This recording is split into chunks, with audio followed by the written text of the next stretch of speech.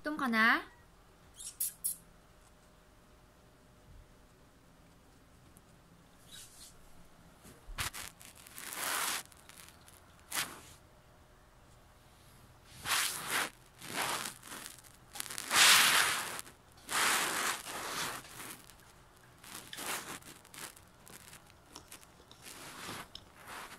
So, ayan, gutom na siya.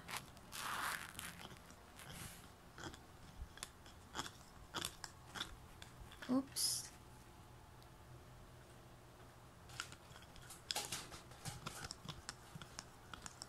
Nagtimpla na ako ng milk niya. Naaamoy niya ang milk. Sin ka lang. Hala, sige, malalaglag ka. Hala. Hala, hala. Ano yun? Saan ka? Hala. Hala.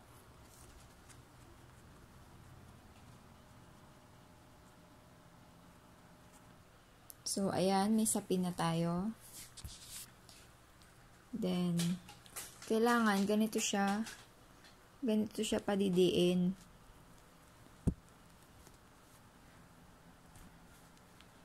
Ayan, nahanap niyo yung ayan. Tapos, dahan-dahan lang ang teka. Balik ka dito. Diyan. Ito na.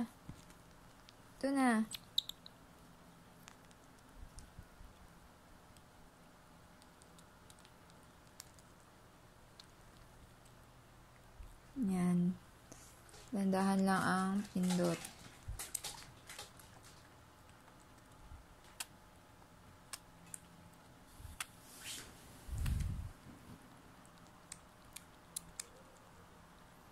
Kasi kung nakapatayo siya, tapos may possibilities na pumasok yung milk sa lungs niya. Kaya, minsan, nagkukos ng death sa mga squirrel.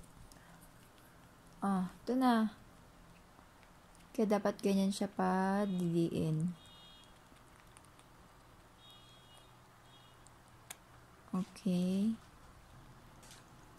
So, ayan, malapit nyo nang maubos.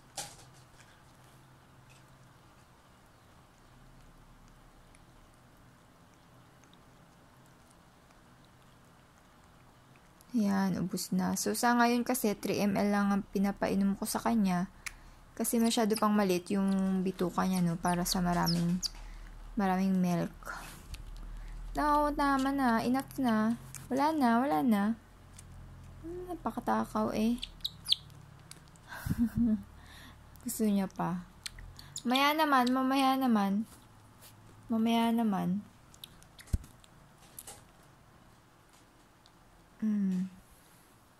Ayos ah.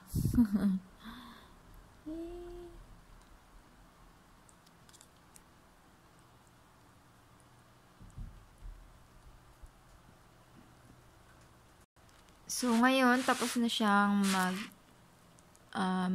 mapadede. Ngayon, enough na. Gusto niya pa magdede eh. Pagtapos natin silang mapadede, kailangan natin silang mapa-CR, mapawiwi, kasi hindi pa sila marunong. Bali, yung mother nila, ganito din yung ginagawa. Kailangan natin ma-stimulate sila para mag-poop at saka mag-wiwi sila. So, ganito natin gagawin yon. Tignan nyo mabuti ha. Focus natin. Ganyan. Ito yung, pagka may nakita kayong ganito,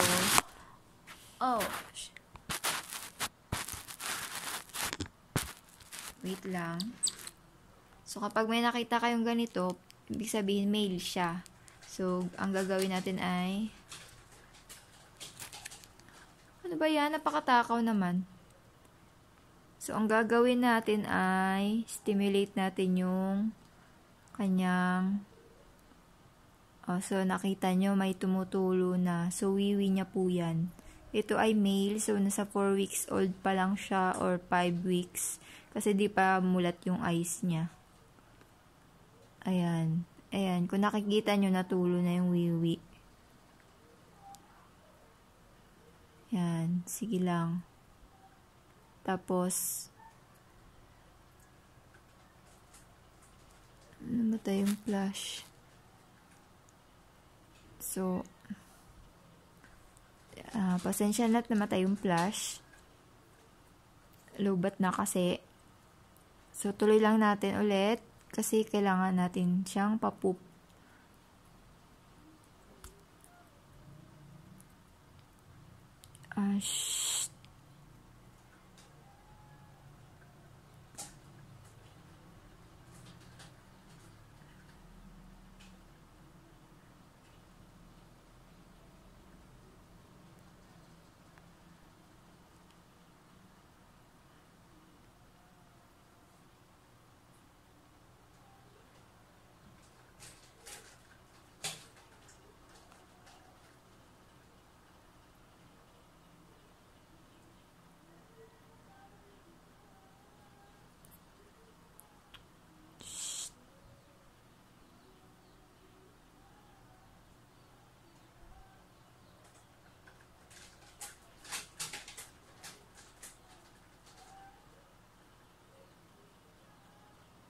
So, wala nang lumalabas na wiwi. Kailangan lang natin siyang mapapoop.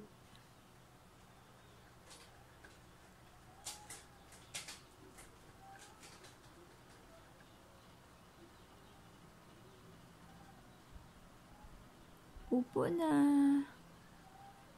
Release na. Sige na. Ang tagal naman.